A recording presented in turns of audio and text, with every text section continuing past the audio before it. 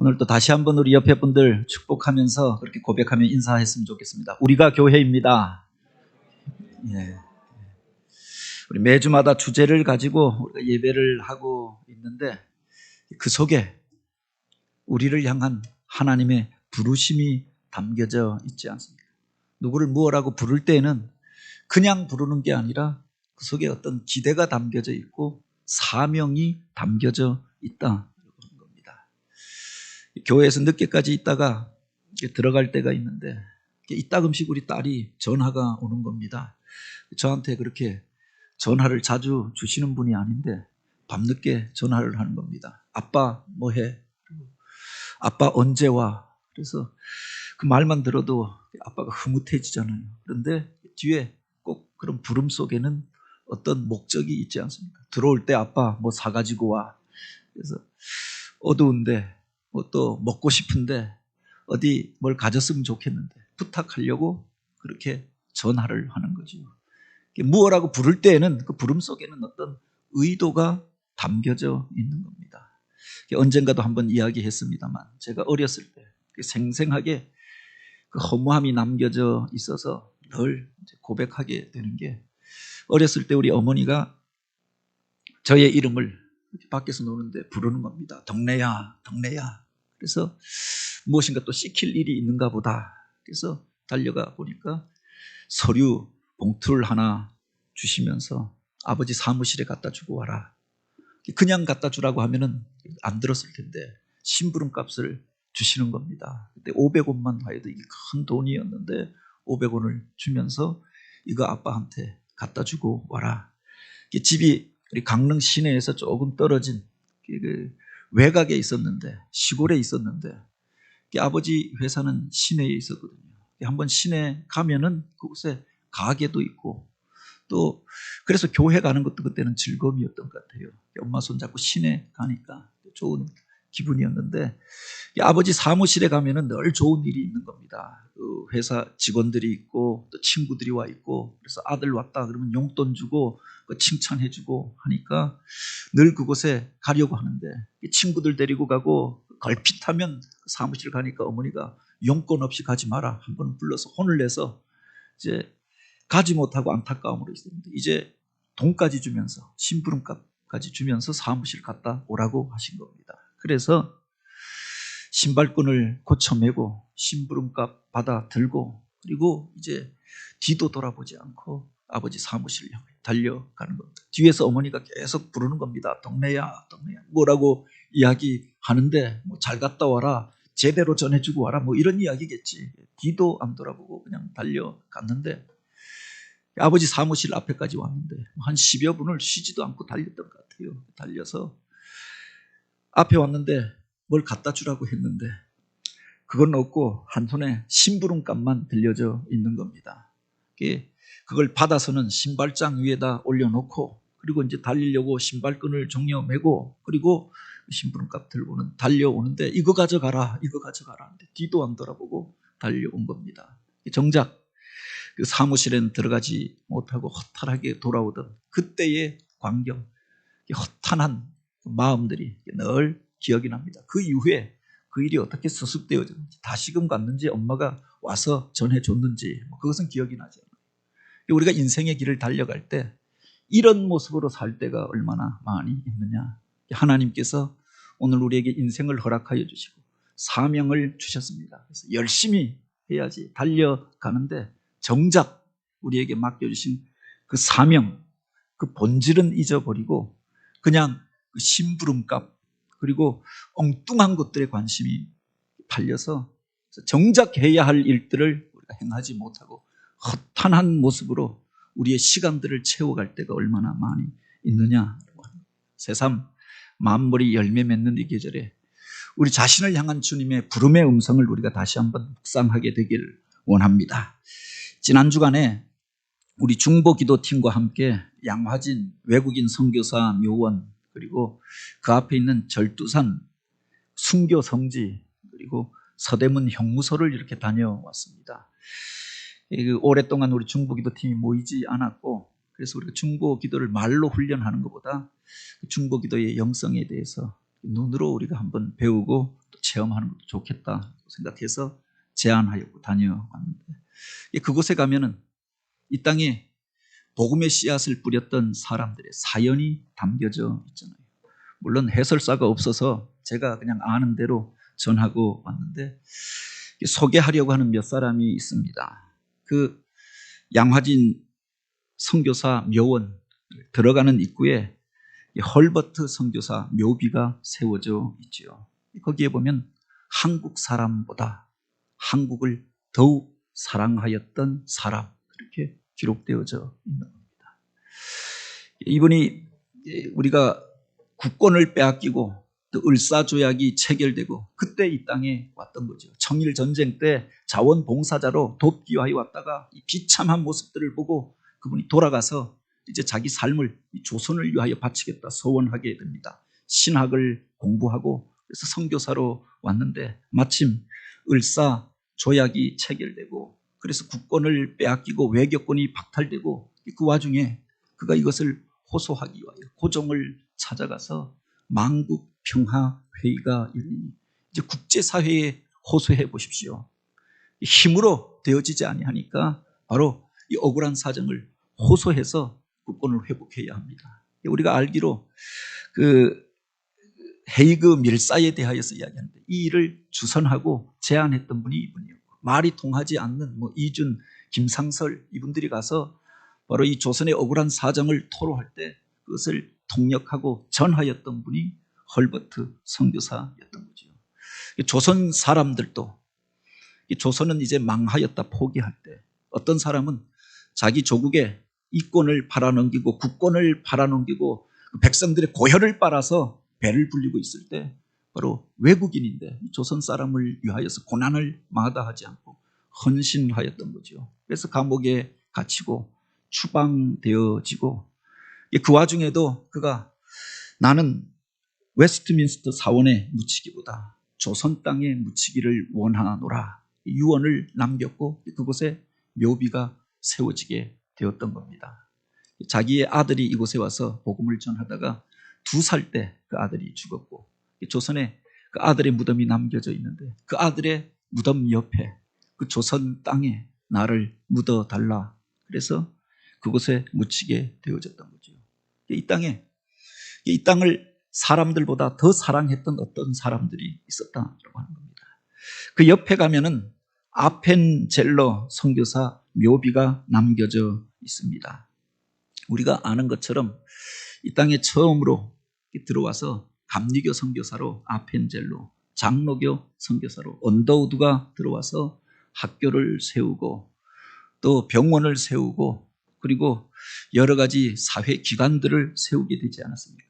그곳에 보면은 1885년 4월 5일 제물포항에 첫 발을 내디디면서 바로 이 아펜젤러가 드렸던 기도문이 묘비로 새겨져 있는 겁니다. 우리는 부활절 새벽에 이곳에 왔습니다.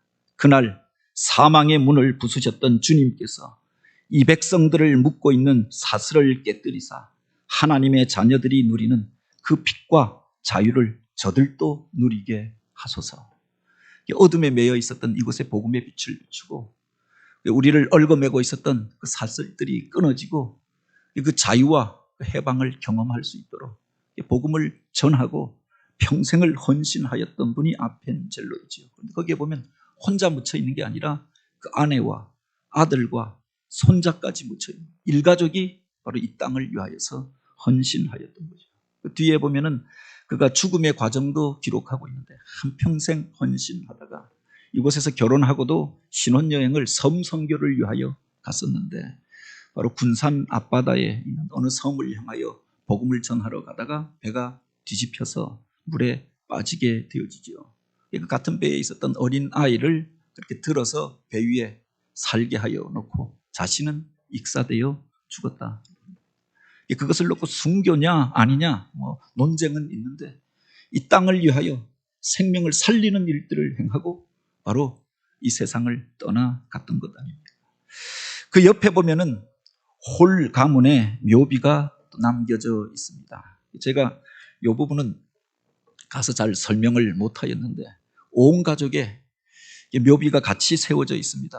그래서 한 사람이라고 생각했는데 찾아보니까 맨 먼저 왔던 분이 윌리엄 홀이라고 하는 그 아버지가 와서 복음을 전합니다. 청일전쟁 이후에 코로나가 창궐하던 땅에 와서 바로 그가 의료 선교사로 캐나다에서 명문 의대를 나오고 그렇게 편안하게 살 수 있었던 그가 조선 땅 사람들을 구하기 위하여 와서 콜로라에 걸린 사람들을 구원하기 위해 마스크 한 장 쓰고 그들을 치료하다가 3년 만에 그도 콜로라에 걸려서 죽게 되어집니다. 그때가 34살이었다라고 하죠. 그 아내가 바로 같이 동역하였는데 이제 그가 헌신하면서 이제 평양 땅에 정착하여서 이제 장인들을 위하여 장애인들을 위하여 점자를 만들어 보급하고 맹인 학교를 만들고 여성 사역들을 행하면서 그것이 바로 여자 의료 의학 대학의 시초가 되어지고 이게 나중에 고려대학으로 이렇게 통합되었다라고 그렇게 기록되어져 있더라고요.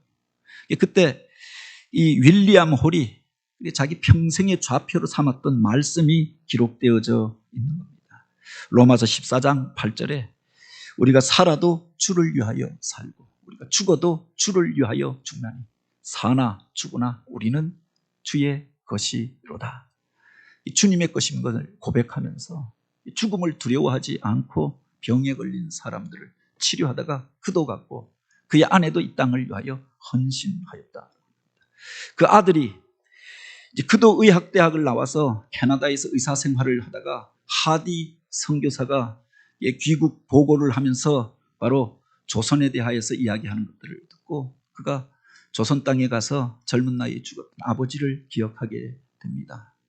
우리가 나를 위하여 사는 것이 아니라 주를 위하여 살자 도전하는 그 말에 그도 헌신하여서 이 땅에 와서 선교사로 헌신하게 되어지는데 그가 셔우드 홀이라고 합니다.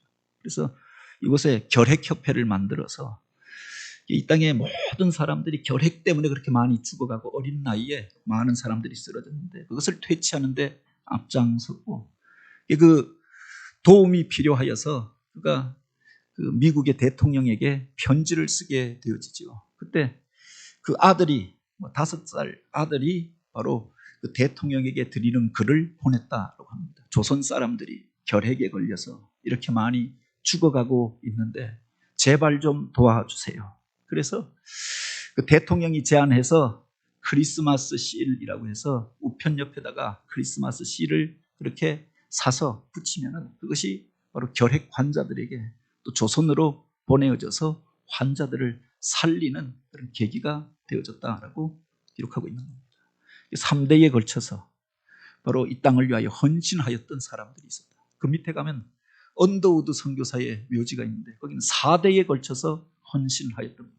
한평생을 이 땅을 위하여 헌신하였던 사람들이 있고 그 옆에 가면은 선교사 아이들의 묘지가 있는데 이곳에 와서 의료 시설들이 제대로 되어져 있지 않은 이곳에 와서 또 여러 가지 전염병이 창궐하는 곳에서 뭐 1살에 죽고 2살에 죽고 3살에 죽고 4살에 죽고 그래서 어린 나이에 죽은 아이들이 그렇게 많았다라고 합니다. 그런 희생의 터전 위에 복음이 전파되어졌던 거죠. 오늘 우리가 이 시대를 살아가면서 우리는 하나님께서 우리에게 맡겨주신 일들을 어떻게 감당하는가. 그 시대에 이곳에서 나지도 않았고 피 한 방울 섞이지 않았던 선교사들도 그렇게 와서 목숨을 걸고 복음을 전하여서 오늘 우리에게 복음이 전파되어졌던 것들. 절두산 그 순교 성지에 가면 목이 잘려가면서도 예수를 포기하지 않고 고백함으로 죽어갔던 사람들의 또 핏부림이 있었음을 그렇게 증언하고 있지요.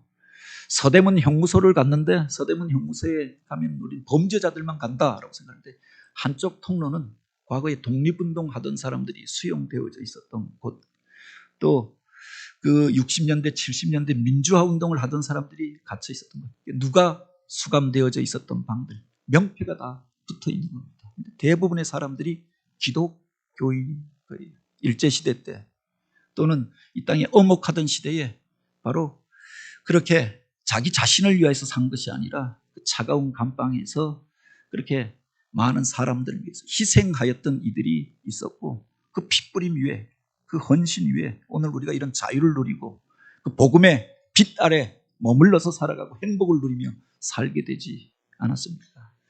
오늘 우리 주님께서 우리를 부르셨을 때에는 우리를 통하여 또한 기대하는 바가 있지 않겠습니까? 그것이 무엇인가 우리가 한 주간을 통하여서 묵상하는 그런 기회가 되기를 원합니다. 마태복음 4장에 보면 예수님께서 마귀 사단의 유혹과 시험을 이기시고 이제 천국 복음을 증거하시는 공생애를 사시게 됩니다. 그리고 처음 불렀던 제자들의 이야기를 기록하고 있지요. 그리고 5장에 보면은 당신 앞에 나온 사람들을 향하여서 이제 천국 백성은 이렇게 살아야 한다. 그것을 가르쳐 주신 말씀을 기록하고 있는데 그것을 가리켜 우리가 산상수훈이라고 이야기합니다. 그 언덕에서 주님께서 그 앞에 나온 사람들을 향하여 너희는 이 세상 사람들과 다른 가치관을 가지고 다르게 살아야 한다. 그 첫 번째 설교가 팔복 설교였고 그리고 이 두 번째 설교가 너희는 누구냐라고 하는 것을 가르쳐 주신 말씀입니다. 바로 너희는 세상의 소금이니 너희는 세상의 빛이라 그렇게 말씀하시죠. 우리를 부르신 목적이 바로 여기에 있다. 그래서 오늘 우리를 당신의 제자로 부르시고 천국 복음을 증거하시고 하나님 나라의 백성으로 오늘 우리를 세워주셨다. 오늘 우리를 부르신 목적이 바로 여기에 있다. 빛이 무엇인가 이미 우리가 잘 알고 있습니다. 빛이 비추어지면 어둠이 물러가게 되어져 있잖아요. 빛이 비추어져야 사물들이 진실을 분별하게 되어집니다. 그 빛을 통하여서 우리가 가야 할 방향을 알게 되어지죠. 빛이 있는 곳에 따뜻함이 있습니다. 사람들이 모여들게 되잖아요. 양지 바른 곳에 햇볕이 잘 드는 곳에 사람들이 모이게 되잖아요. 그곳에서 생명이 사는 일들이 나타나게 되는 거다. 소금이 무엇이냐? 소금이 들어가야 맛을 내게 되잖아요. 아무리 다른 것들이 들어가도 소금이 들어가지 아니하면 맛을 내지 못하더라. 뿐만 아니라 소금은 썩는 것을 방지하잖아요. 그래서 부패한 곳에 소금이 들어가서 썩는 것을 막아주는 겁니다. 옛날에 무슨 안동 강고등어라고 해서 그것을 한번 먹어보았는데 세상에 그렇게 짤 수가 없는 겁니다. 왜 이렇게 짜게 했는가? 저는 바닷가 쪽에 살아서 그렇게 짠 음식들은 안 먹고 살았는데 회 먹고 살았는데 이 육지에 사는 사람들, 내륙에 사는 사람들은 바로 그렇게 짠 것들을 먹더라.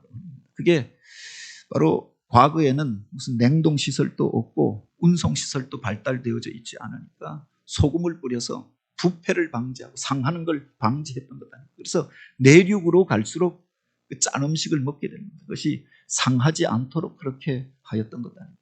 그런데 그 소금이 뿌려져서 부패가 방지될 뿐만 아니라 바로 고등어가 자방 고등어가 되어져 버리고 조기에 소금을 뿌려서 굴비가 되어지고 뻣뻣하던 배추에 소금이 뿌려져서 그것이 숨이 죽고 그래서 맛있는 김치가 되어지잖아요.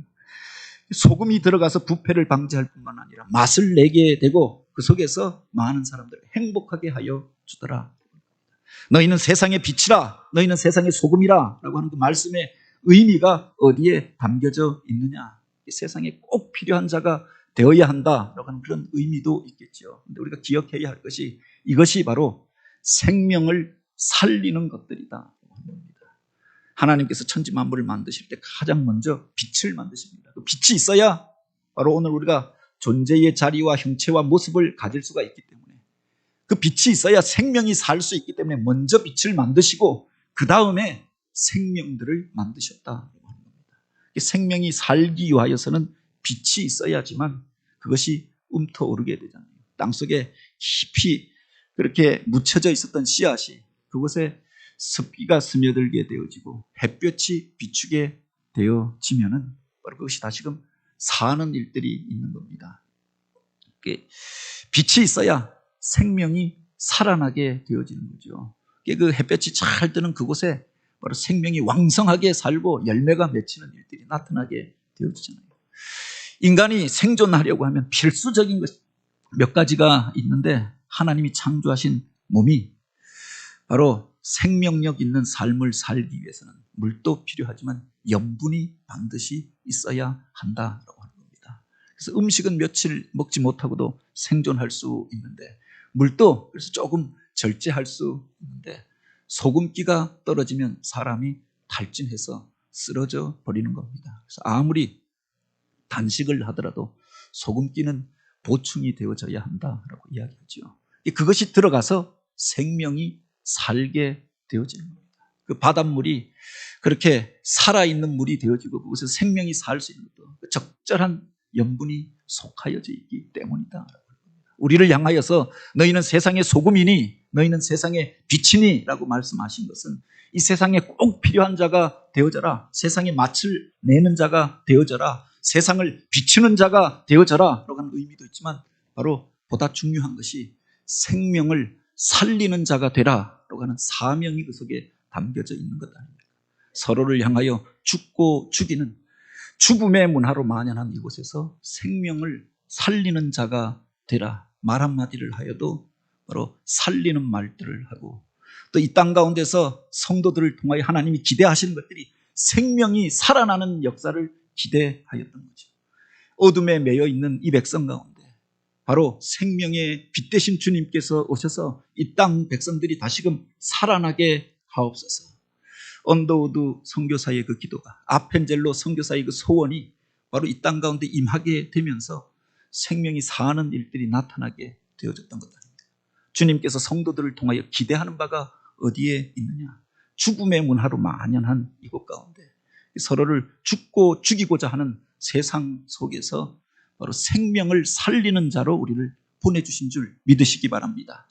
사람과 사람의 관계만이 아니라 사람이 인간의 탐욕에 겨워서 세상의 것들을 개발한다고 받은기고 그렇게 짓고 부수면서 바로 생태계가, 생명의 질서가 파괴되어진 시대 가운데 우리가 살아가고 있잖아요. 그곳에서 생명을 살리는 일들을 행하라. 그래서 오늘 우리를 이 땅 가운데 보내주셨다.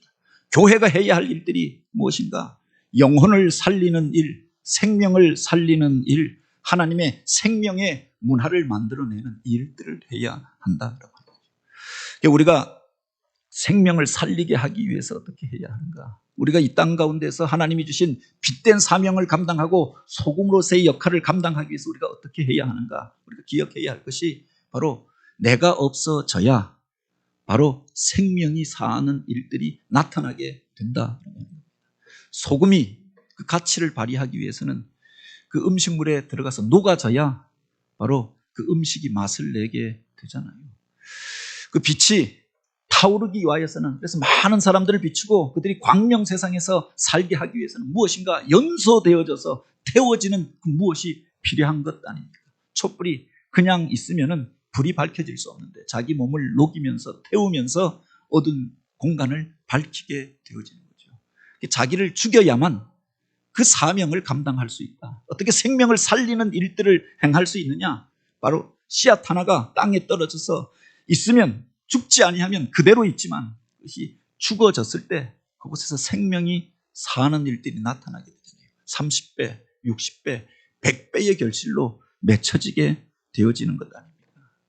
어느 음식점에 갔는데 음식을 먹는데 소금이 그냥 으적으적 씹히는 겁니다. 기분이 나쁘잖아요. 소금이 녹아져야 맛이 나는데 씹히라고 소금을 뿌리는 게 아니더라. 빛이 태워져야 그 존재의 의미를 발휘할 수 있는데 빛을 발하지 못하는 겁니다. 무슨 후라시를 가지고 자전거를 타는데 가다가 빛이 꺼져버린 겁니다. 아무리 만져도 바로 다시금 빛을 발하지 못하는 겁니다. 좀 쓰레기통에 던져버리잖아요. 오늘 성경에 보면 그렇게 이야기합니다. 바로 소금이 그 맛을 잃어버리면 밖에 버려져 사람에게 밟힐 뿐이라. 그 존재의 목적을 잃어버리게 되어지면 세상 가운데서 수치를 당하게 되는 것 아닙니까? 우리는 소금을 바다에서 얻습니다만 저쪽 서구에서는 광산에서 소금을 채굴하는 데도 있다고 합니다. 옛날 바다였던 곳이 육지가 되어진 곳에서는 땅에서 굳어져 있는 소금들을 채취하는데 그래서 그것을 어느 창고 안에 이렇게 모아두고 있다고. 오래 시간이 지나면은 지금은 창고도 시설이 잘 되어져 있죠. 땅에 그렇게 습기가 많은 땅에다가 그것을 이렇게 저장해 놓으면은 오래 지난 이후에 그 소금을 팔려고 하면은 소금이 형태는 남아있는데 짠맛을 잃어버린다. 땅에 그 염분을, 그 맛을 빼앗겨버리고 땅에 있는 기운들이 올라와서 바로 그 소금을 지배하게 되어지는 겁니다. 흙맛이 나고 음식물에 넣어도 제대로 맛을 내지 못하게 된다라고 하는 거죠. 그런 소금은 어디 가서 팔 수가 없잖아요. 땅에 너무 오래 있다 보니까 바로 자기가 땅에 영향을 미치는 것이 아니라 땅의 기운이 올라와서 땅 냄새를 내고 땅 속에 정작 자기의 중요한 영양분들은 다 빼앗겨 버리고 그렇게 모래알처럼 어적어적 씹히는 그것이 되어질 수 있다고 합니다. 우리가 세상에 속하여 살지만 세상 속에 생명을 살리는 자로, 영향을 끼치는 자로 살아야 하는데, 영향을 받아서 내가 가지고 있는 본래의 목적을 잃어버리고 세상 것으로 남겨지게 될 때 너희가 세상 가운데 버려져서 사람에게 밟힐 뿐이라 하였습니다. 믿음의 사람들이 이 땅 가운데 주신 사명이 있는데 그 사명 감당하지 못할 때 세상 가운데서 수치를 당하게 되어지는 것 아닙니까? 소금과 빛이 중요한 것은 바로 자기 자신을 위하여 있는 것이 아니라 타자를 위하여 있는 것입니다. 그래서 보네포 목사님이 그런 이야기를 하죠. 그리스도인은 누구인가? 나를 위하여 존재하는 자들이 아니라 타자를 위한 존재다. 남을 위한 존재다 라고 했습니다. 그 본이 되어주시는 분이 예수 그리스도가 아니십니까? 이 땅 가운데 오셨지만 자기 육신의 안위를 위하여 사셨던 분이 아니라 이 땅 가운데 왔지만 자기가 원하는 것, 자기의 영광을 위하여 사셨던 것이 아니라 하나님의 영광을 위하여 자신을 포기하고 오늘 우리들의 구원을 위하여 당신을 내어주셨습니다. 그래서 생명이 사는 일들이 나타나게 되어지고 그분을 통하여 우리가 영생을 얻고 구원에 이르게 된 것이 아닙니다. 예수님이 죽지 않았다고 하면 우리는 어떻게 되어졌을까? 그 사람들의 희생이 없었다고 하면 이 땅은 어떻게 되어졌을까? 타자를 위하여 희생하였던 어떤 사람들이 있었던 것 아닙니까? 우리를 그리스도인이라고 불러주신 것, 그 속에 너희도 그리스도처럼 살아야 한다고 하는 의미가 담겨져 있죠. 부르심 속에는 어떤 목적이 있다.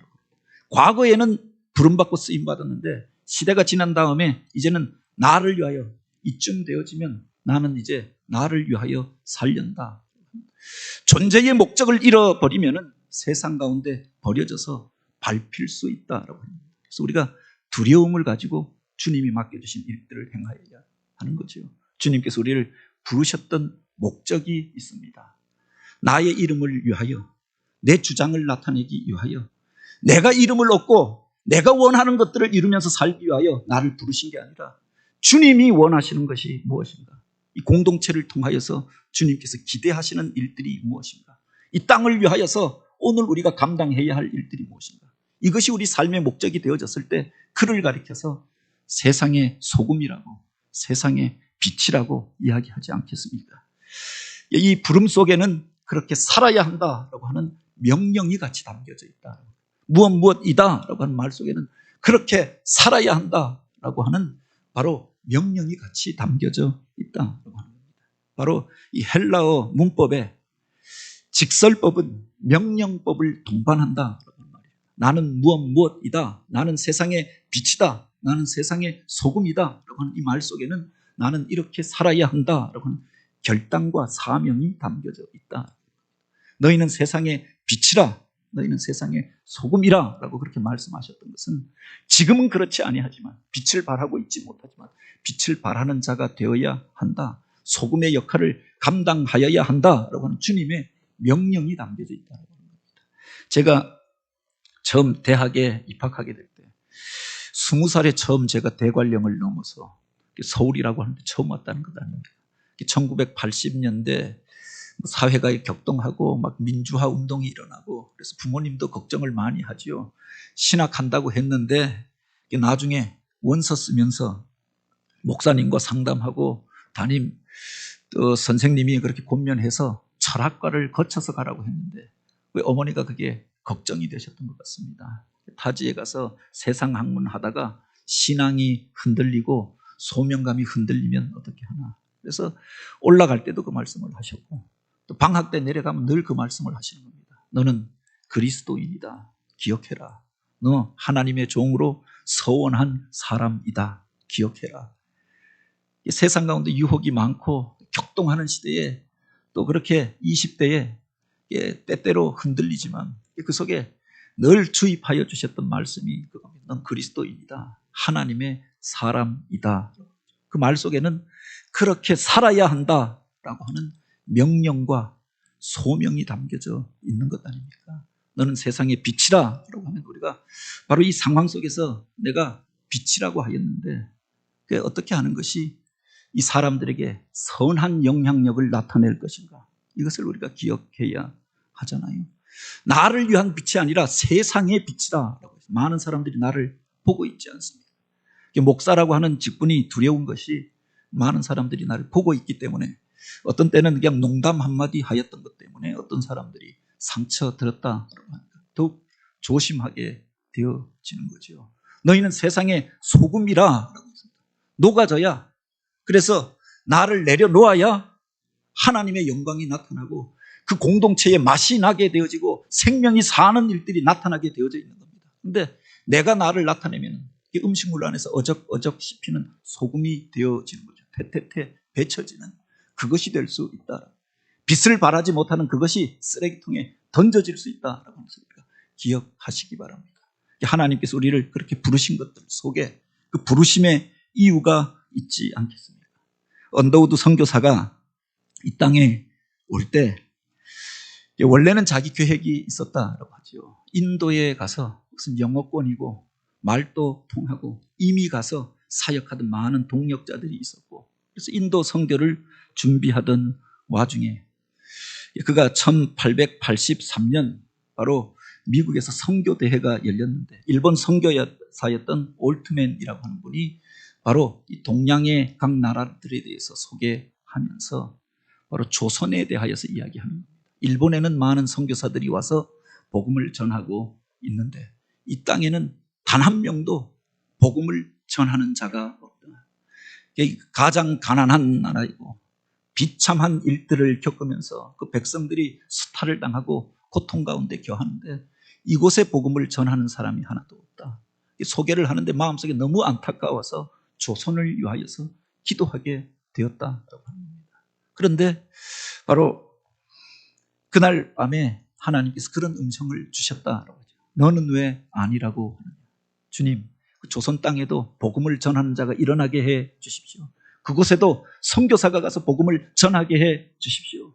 그곳 백성들도 예수 믿고 이제 구원받고 하나님의 백성으로 살게 해 주십시오. 그래서 조선 땅을 위하여 중보기도 하는데 바로 그 밤에 잠자는 중에 음성을 듣게 됩니다. 너는 왜 아니라고 하느냐.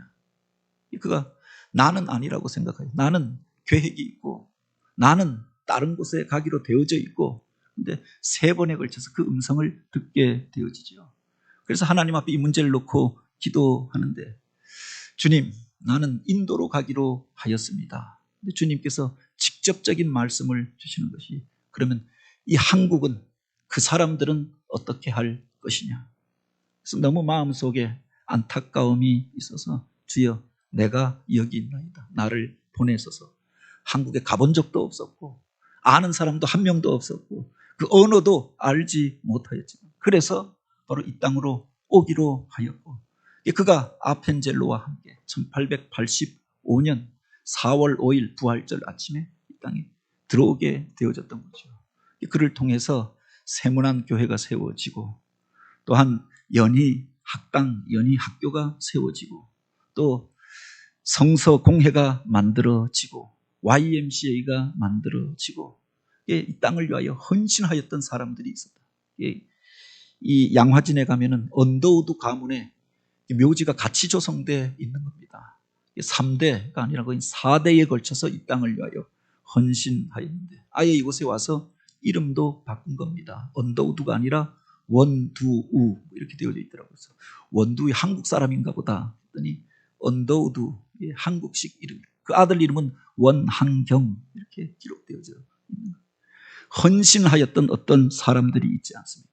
너는 왜 아니라고 하느냐. 예, 이 교회에도 참으로 하나님께서 원하시는 일들이 있고 이 땅을 향하여서도 하나님이 기대하시는 일들이 있지 않겠습니까?